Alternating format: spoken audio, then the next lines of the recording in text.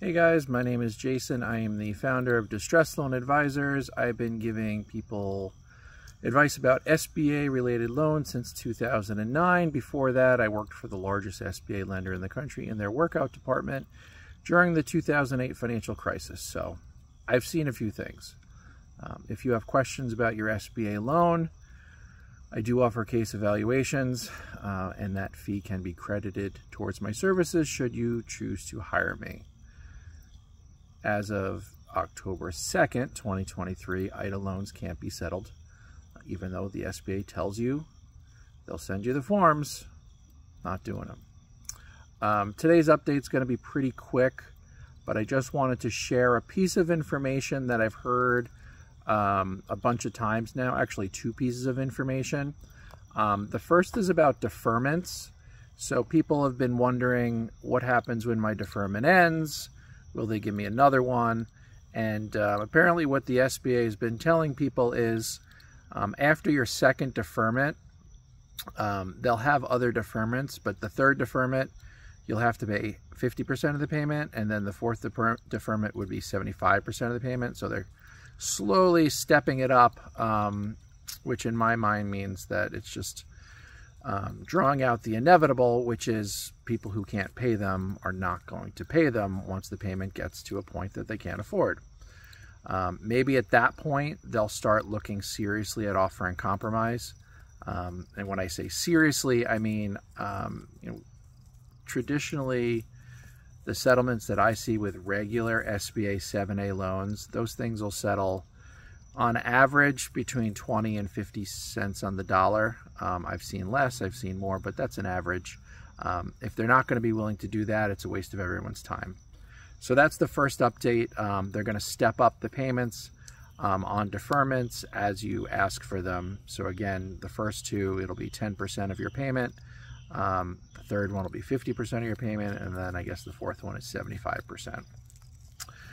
The second update, this is for people who are behind and that they're at risk of having their loan charged off. For those of you who don't know what a charge-off is, it's essentially the lender having to declare that they don't think your loan is collectible. It's really an accounting term. So basically, normally a loan is an asset to a lender. If they charge it off, it comes off the books as a loan, as an asset, because it's not an asset if it's not being repaid.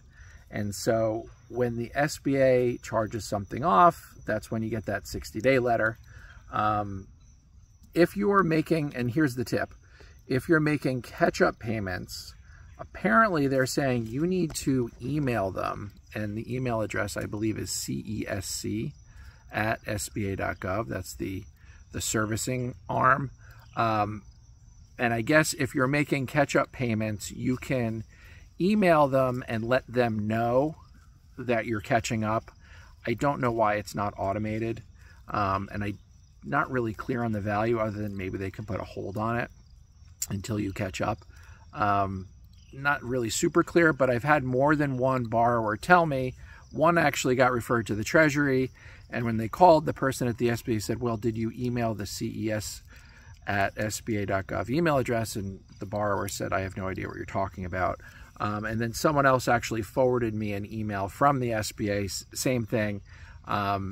Basically, if you want to qualify for a deferment, you have to be current. And so if you're making catch-up payments, email them and let them know, hey, I'm making a catch-up payment.